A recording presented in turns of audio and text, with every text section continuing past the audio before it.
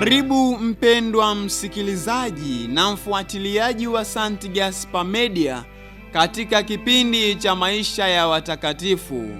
Leo tarehe 15 mwezi wa 3 tunasikiliza na kutafakari juu ya maisha ya Mtakatifu Klementi Hofbauer, padre.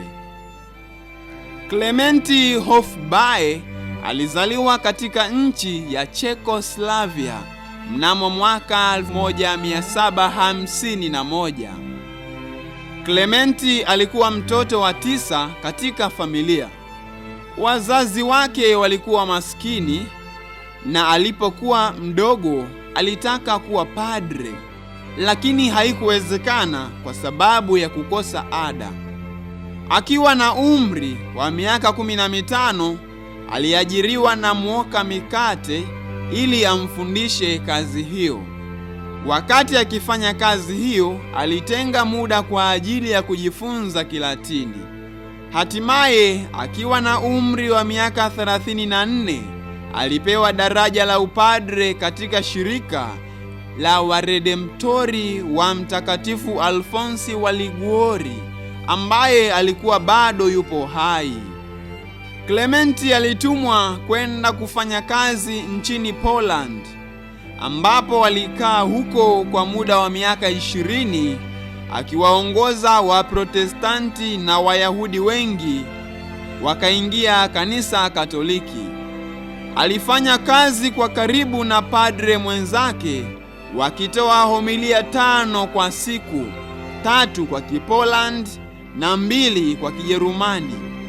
Alifungua pia nyumba kwa ajili ya watoto yatima. Klementi alizunguka mitaani akiomba chakula kwa ajili yao. Wakati mmoja alipokuwa akiomba mahitaji kwa ajili ya watoto yatima, alifika katika hoteli. Kijana mmoja aliyekuwa akicheza karata alipoombwa sadaka, badala ya kumpa fedha, akamtemea usoni. Padre Klementi akamwambia, "Hiyo ulionipa ni zawadi yangu mwenyewe. Sasa nakuomba unipe chochote kwa ajili ya watoto wangu maskini." Serikali ilipoanza kuwadhulumu Wakristo, ilimpasa Klementi aondoke Poland na kwenda Vienna, Austria, ambako alifanya kazi muda wa miaka 12.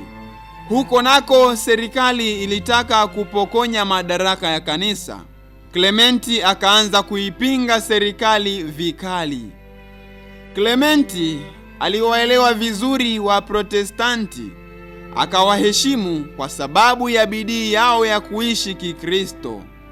Aliaga dunia mnamo mwaka 1820 na kutangazwa mtakatifu mnamo mwaka 1909. Itukuzwe damu ya Kristo! Milele amina. Maneno mafupi yanayotokana na maisha ya Mtakatifu Klementi Hofbauer, padre. Alijitoa bila kujibakiza kwa ajili ya Mungu na watu wake.